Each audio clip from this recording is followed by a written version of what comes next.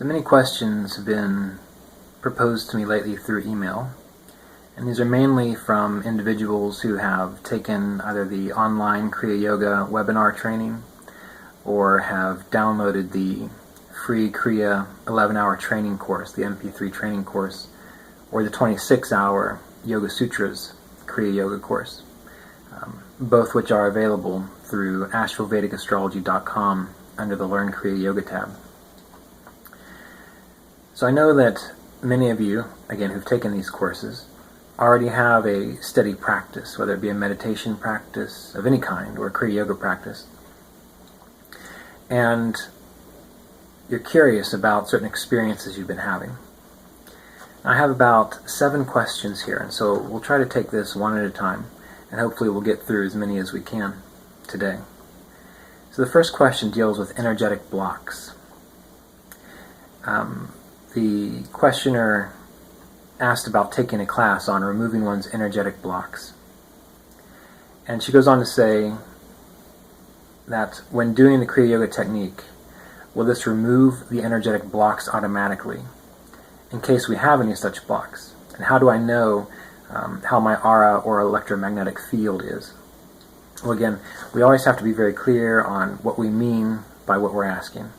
So what does this mean when you say an energetic block? Does that mean that you have a tightness in your chest?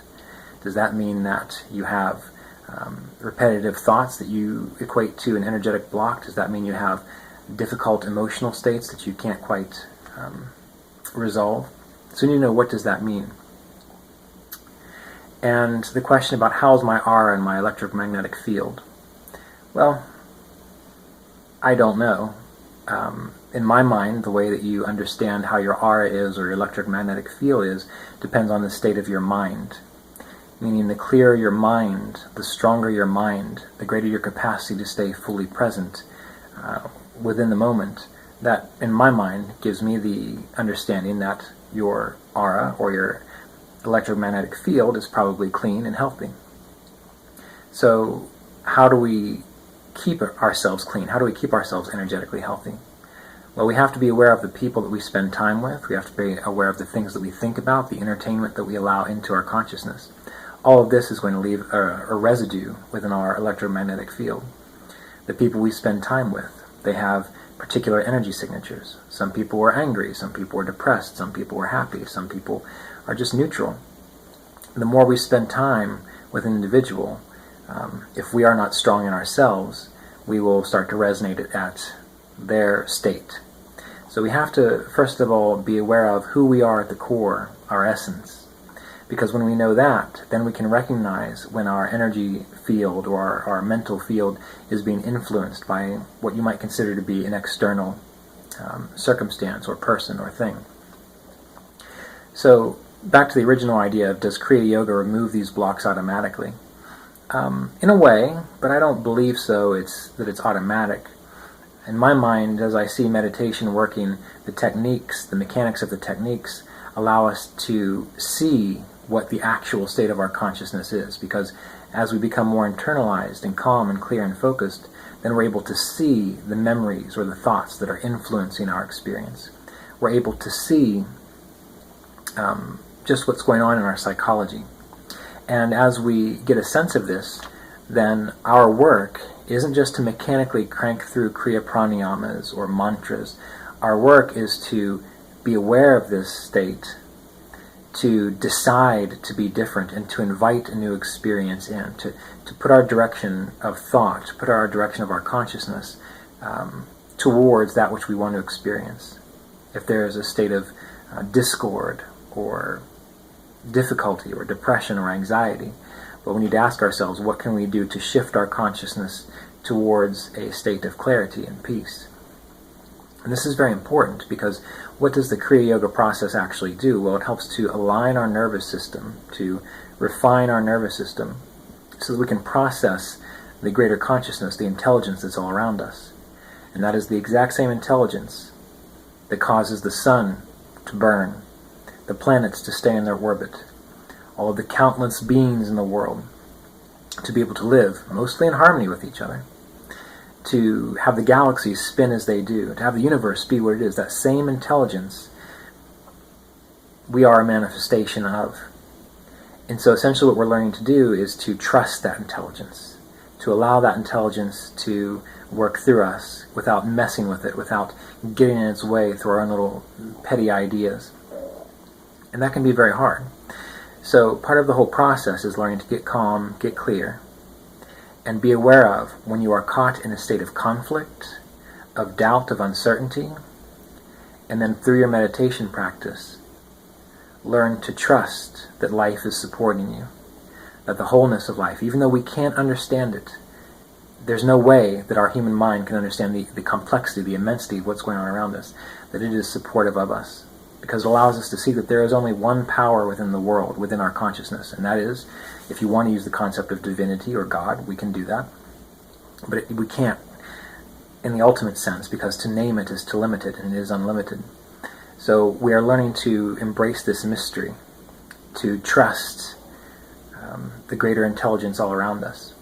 And by doing that, our problems within our aura, our energetic blocks, just fade away. Because what are those blocks that we perceive to be to the easy expression of our existence?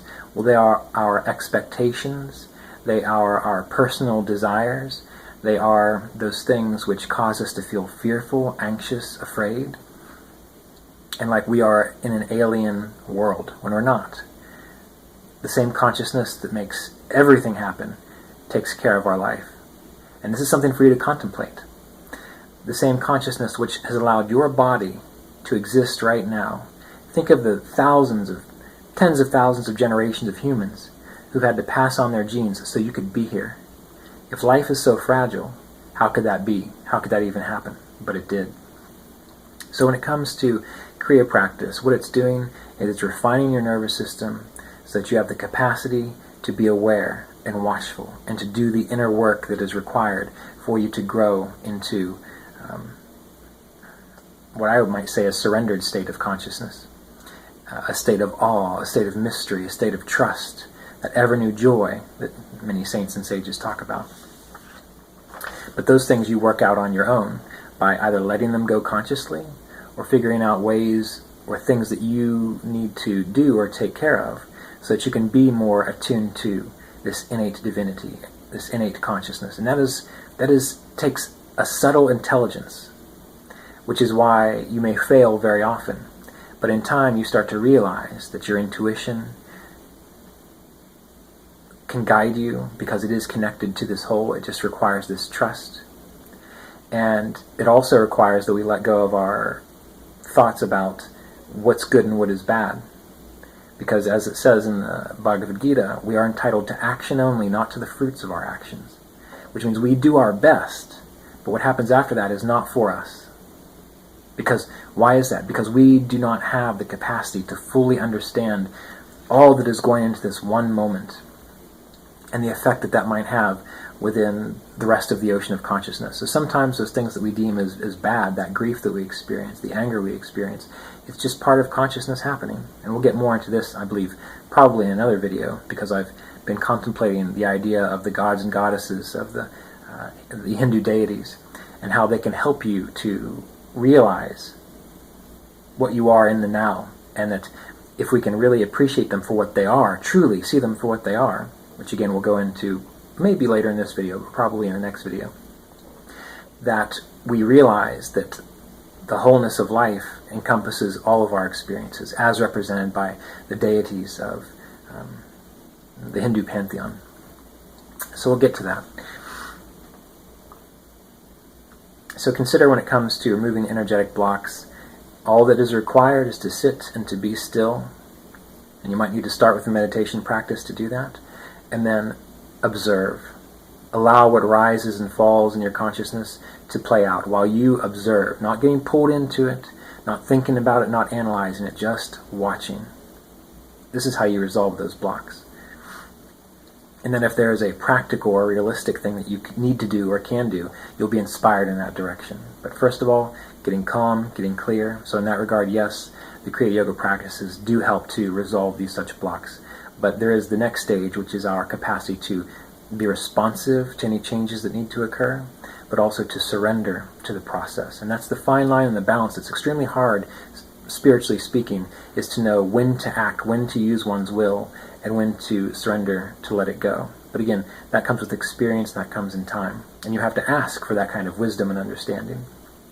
Because by doing that, it's like you're saying to the rest of the information within the universe, here's what I need. And the universe will say, great. And it will provide it in one way or another through your contemplative processes. It might take time, and it might not happen on your time scale, but it will. Now, a few other questions. Do saints like Ramana Maharshi, who attained directly through Jnana Yoga by contemplation, would they have had their Kundalini awakened like yogis?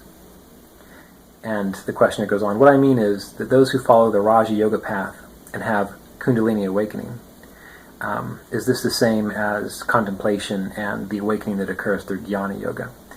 Well, this takes us back to the idea of concepts and fundamentals of the idea of being awake. Number one, what do you mean by having a Kundalini awakening? This word Kundalini, this word awakening, these are just concepts, and everyone has a different idea of what it means. So maybe one person thinks that you are always wrapped in divine bliss and you're never touched by the sorrows of the world. Maybe it means you always feel that you have this current of energy ascending up through your spine. Maybe it means that everyone loves you because you always do the right thing. So we need to know, what do we mean by Kundalini awakening? Because that word is just a word. Various teachers have used it, and the students who listen to them, they interpret it based on what they think it means.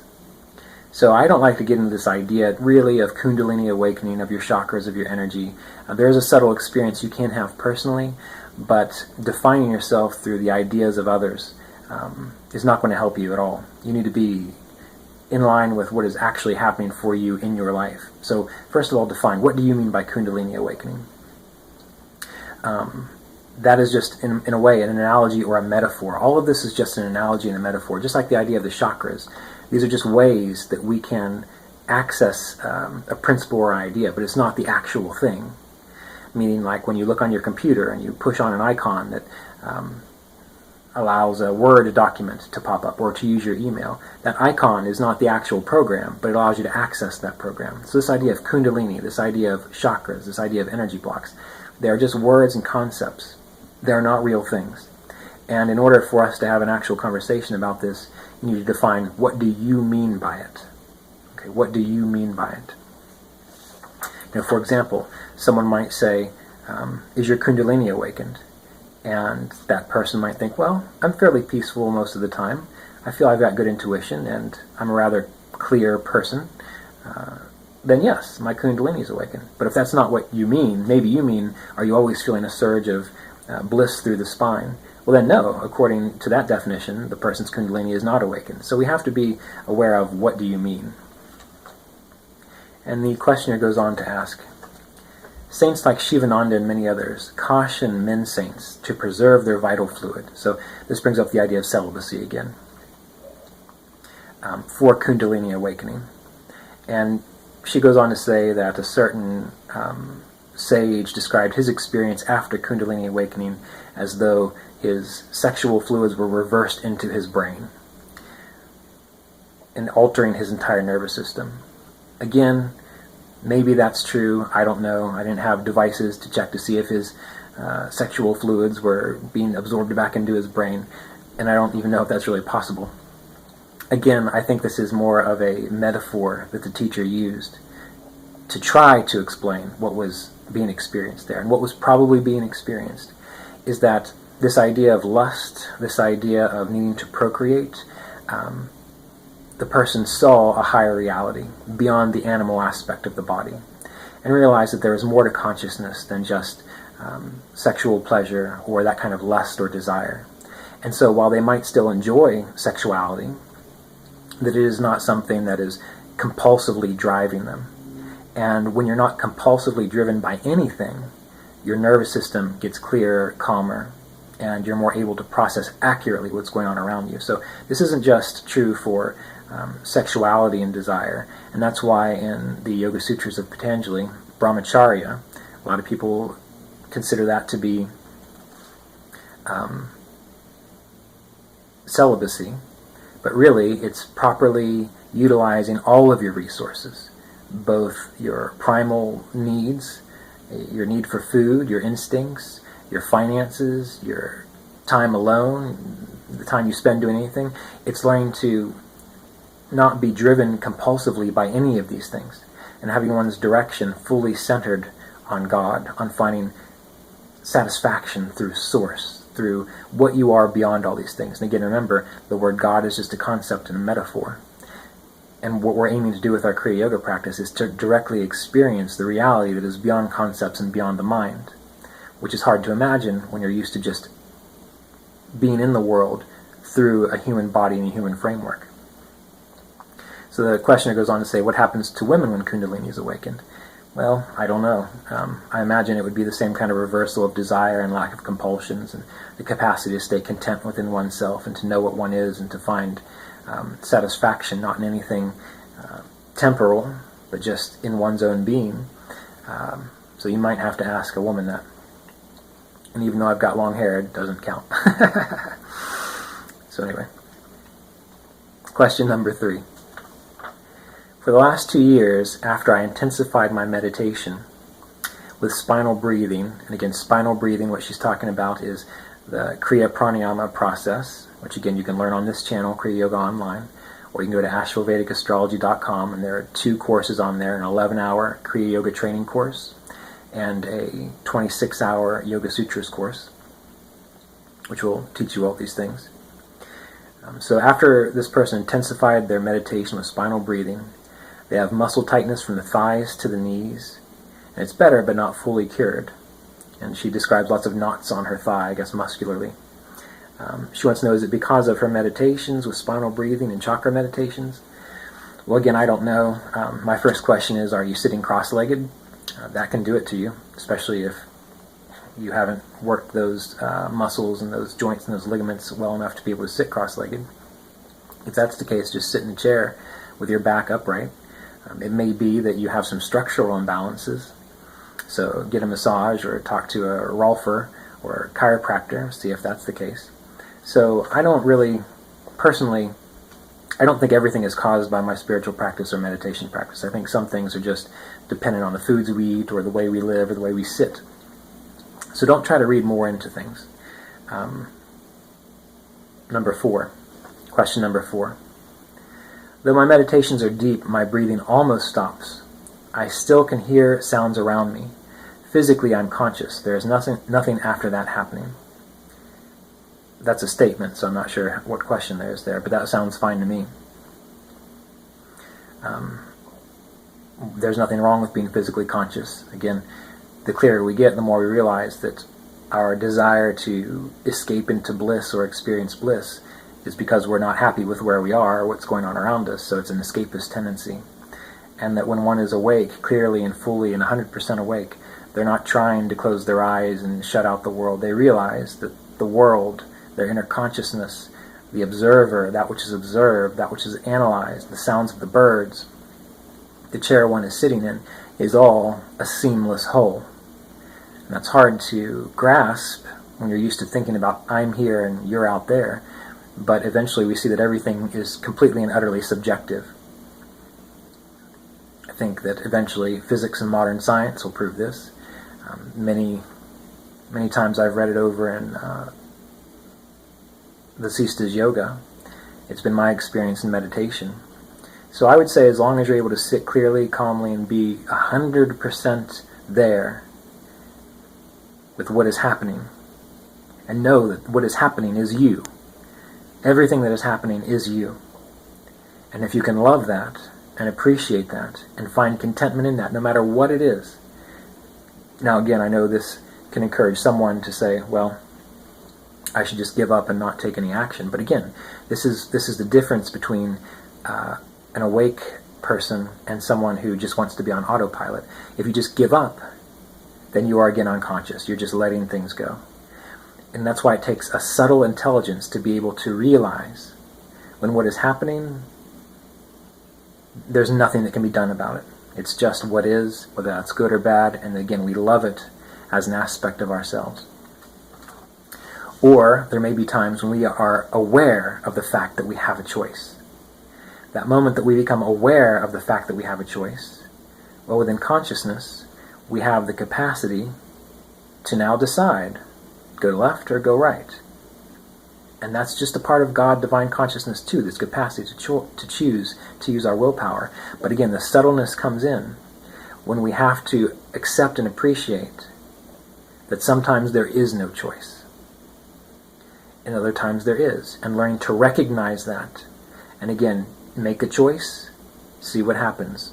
Know that you are not given a choice unless God or this divine consciousness, how you want to think about it, is in line with either way that choice goes. So you go right, you go left, doesn't matter. Left turns out bad, right turns out good. Doesn't matter to consciousness, because that's still going to be part of a bigger picture that we cannot appreciate fully unless we are able to attune to rise above our normal concepts of good and bad. And this is not to encourage anyone to be a nasty, evil, difficult person. Maybe you just are, and you can't help it. Well, that's God too, right? But if you have the capacity to understand compassion and empathy, then it is up to us to make that choice, to choose that whenever we can. But anyway, point being, when it comes to meditation, when it comes to what your experience is, as long as you are aware that your experience is divine consciousness God, it doesn't matter if you're thinking, it doesn't matter if you're emotional, as long as you are aware that that is the case, that's all you need to be aware of. If you want your experience to be full of bliss, if you want your experience to always be peaceful, well then you've got a irrational idea of what it's about. Because the truly awake person, at least in my particular concept, is not one who escapes from the world. It's the one who can meditate and withdraw their attention into pure being, where they're aware of nothing but themselves, as well as can be involved in their daily activities, whatever that might be, and still see everything in that experience as an aspect of God, one's divine wholeness. So keep this in mind. If you can't do that, then you're still under the chains of compulsion, because you're compulsively trying to get away from something. And you're also affirming that there are two powers. There's a good power and there's a bad power. Even in the Bible, God created everything, and everything was good. The idea of non-duality. Well, if it's non-duality, then there's no dual. There's no two things, period. So in medieval times, we thought the devil caused us to do bad things. In these times, we've kind of given up the devil for negative thoughts. But again, if everything was created by God, divine consciousness, then everything has a role. Both your happiness and your suffering. It's all a part of life. And that's essentially what we're aiming to embrace here, the fact of life. While not becoming fatalistic, but developing our subtle capacity to realize and accept the facts of life as they are in the grand scheme of things, as well as being able to recognize when we have the capacity to make a choice and do things differently. That's a hard one. It's one that really needs to be contemplated until you really have it, and you'll know when you have it. It won't be just a thought or a concept. You really, truly know when you have it. And that's what we're aiming for. So meditate, clear your mind, clear your consciousness, read literature that is inspiring to you, but pay attention to what is actually happening around you, not the words and thoughts of other people. Those are just metaphors that they use to explain their experience. You will not experience that. It's a hard thing to get your mind around, but a very useful one. So again, the question comes up, I would like to know, how's my aura, are my chakras opened up? I would say don't worry about that. Are there any blocks? Mentally you're very peaceful, but in the physical body, the body feels heavy. Well, the fact that you're peaceful is a good start. If the body is heavy, then I would say pay more attention to your physical form, meaning maybe you need to exercise more, maybe you need to stretch more, maybe you need to improve your diet. If you have a pretty clean diet, if you don't overload your system with entertainment that is confusing and too stimulating for you, if you exercise according to your body type, you'll naturally be clear and feel vigorous and healthy. So that might be something that you check out with a medical practitioner, whether alternative or otherwise. So the mind does play a big role in all of this, but we have to remember that it is all one aspect of a whole. The body, the mind, the emotions, they're not separate. They're all intertwined.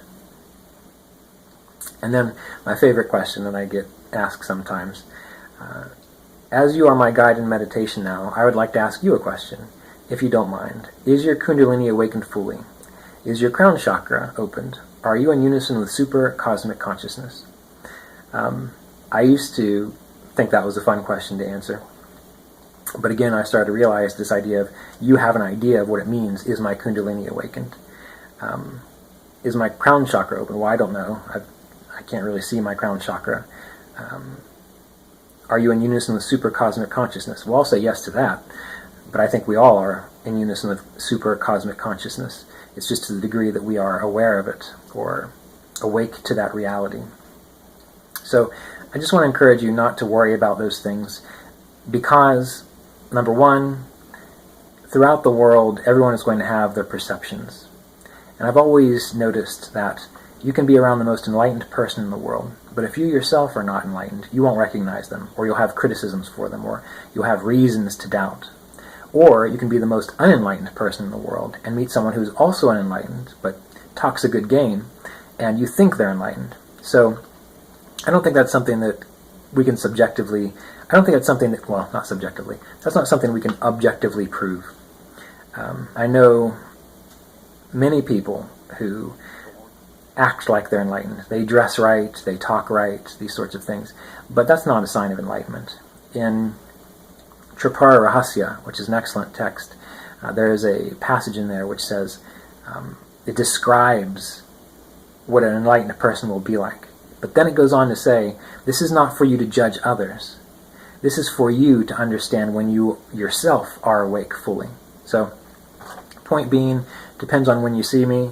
Right now, I've got the nice white shirt on, the long flowy hair, it looks like I'm playing the role. So to you, maybe you think I'm fully enlightened. But maybe on the weekends, you'll see me with my mandolin at the pub, and I'm playing music with my friends, and you'll think, gee, he's not very enlightened at all. So it just depends on how you want to judge a person. But that state of enlightenment and clarity, and what I perceive Kundalini awakening to be, that will be the result of their ability to stay fully conscious and aware and awake no matter what's going on. And we can't know that about someone else.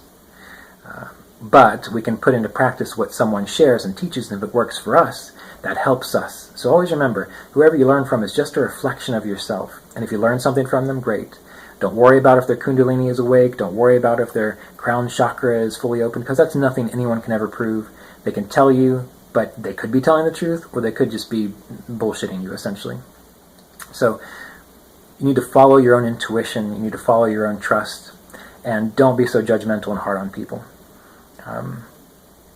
Whether that be people you consider to be normal, mundane, unspiritual people, or whether that be the greatest guru in the world, judgment's never going to help you, because essentially what you're saying is that you have a lot of judgments about yourself. So don't worry about that. If you consider me a guide in meditation, well, if what I say helps you, great, no problem. But there's nothing special. The reason my hair is long is because I've always been interested in rock and roll music, and even when I was 10 years old I tried to grow my hair long. So it's not because I'm trying to be like Yogananda or be looking like a holy guru. The reason I have this nice little white Indian shirt on is because one of my friends gave it to me. You could just as easily see me in a Guinness beer t-shirt, so it depends on what your judgments are.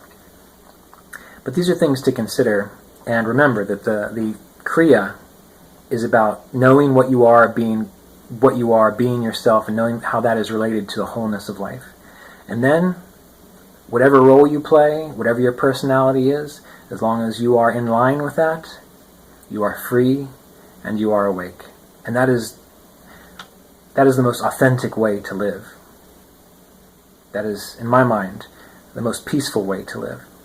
You're not defined by anything. You're free, completely and totally free, while existing in the reality of what is.